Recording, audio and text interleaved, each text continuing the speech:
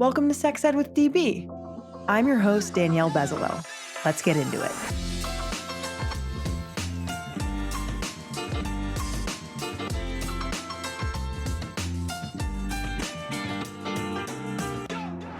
Welcome back to the podcast.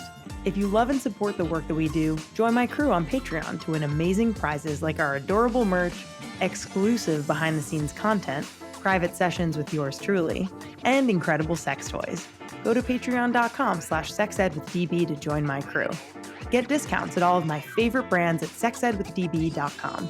And follow us on Instagram at sexedwithdbpodcast and on TikTok at sexedwithdb. If you want to partner with us, email us at sexedwithdb@gmail.com.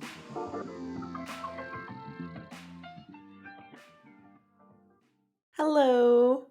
How are we doing today? I hope you're doing well, and I hope that you're just having the most lovely day. Why don't we just take a deep breath together, shall we? Okay, let's do this.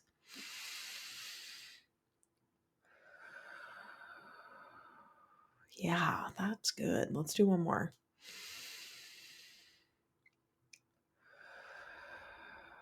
That's really nice. I feel very centered.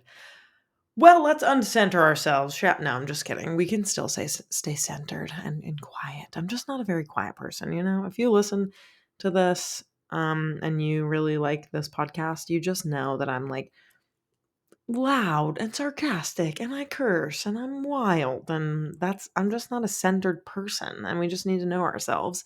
Um because we're talking about birth control today. The question that someone wrote in is, how do I know which birth control option is the right one for me? And listen, as someone who has been on now, I've tried 12. I have tried 12 different BC options. I've tried 8 different kinds of birth control pill. I have tried Phexxi. I have tried the hormonal IUD, the Mirena. I have tried the Depo shot, and I've tried the NuvaRing. So that makes 12. And so if anyone understands how fucking terrible birth control can be, and the side effects that come with it can be very challenging, I'm your gal, I'd say. And so I do think it's really, really important that we consider, how do we try to choose the birth control method that is best for us, right? And I have some friends who have been on the same pill for 15 years and they're like, this is my pill. I'm fine on it. It makes me have less intense periods and my acne's better and I'm controlling my periods. And like, that's great. I'm so happy for them. A little jealous, have to be honest. But I want to grant you whatever information you need to choose the best BC option for you. And so, with that, let's go over a couple of things that I want you to ask yourself, right? There are 3 different questions that we're going to go over today to ask yourself, and we'll get into those in a second. But as I kind of mentioned, you know, these different methods, they have various benefits and they have various drawbacks. And it really, really is important to ask yourself these 3 questions in order to figure out what exactly is going to be the best method for you. And so here we go. Question number 1. Do you want something that's more temporary or something more permanent, right? So if you like, for example, being able to try a method for a few months and then go off of it or switch to another one, condoms, the pill, the patch, or the NuvaRing might be more your speed, right? So that's like if you really like something temporary, if you're not really wanting to marry something, so to speak. If you want to, quote, set it and forget it, a LARC, which is a long-acting reversible contraception, might be the best method for you, such as an IUD or the Nexplanon, aka the implant. So again, something more temporary or something more permanent where you don't have to really worry about it.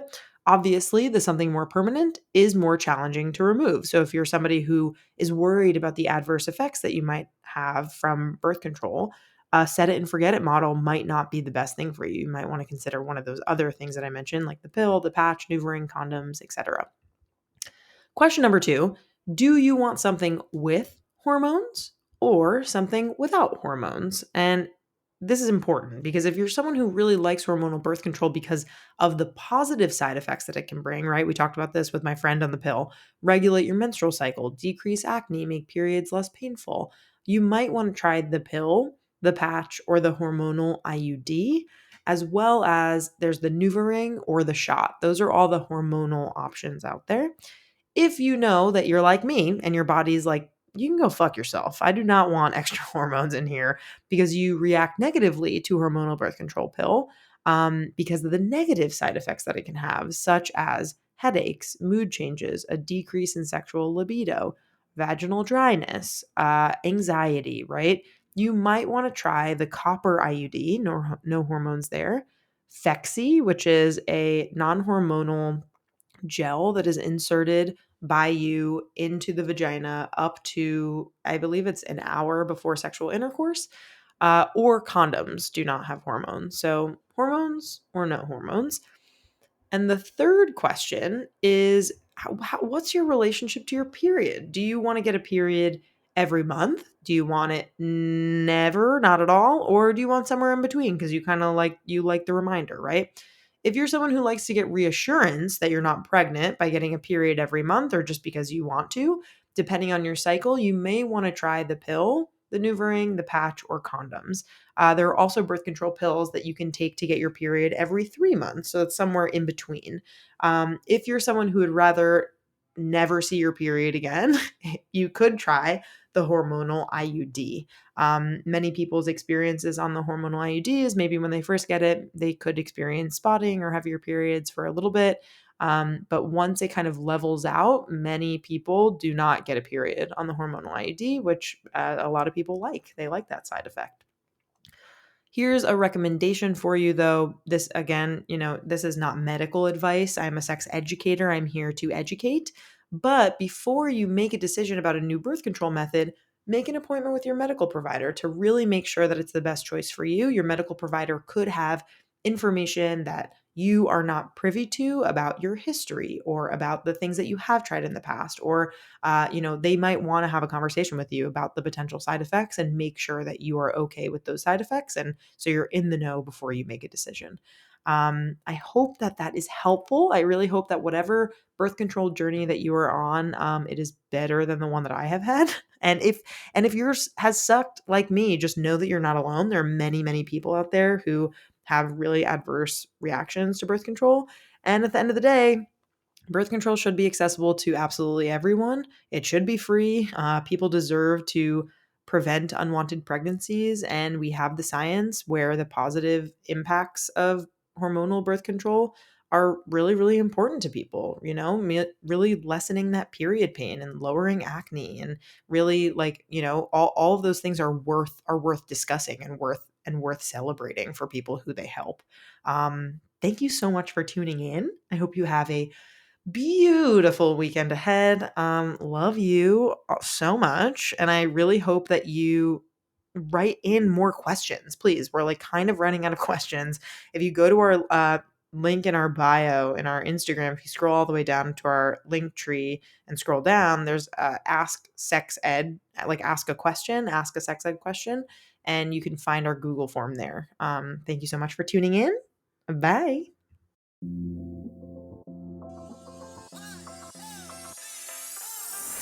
Our creator, host, and executive producer is me, Danielle Bezalel, aka DB.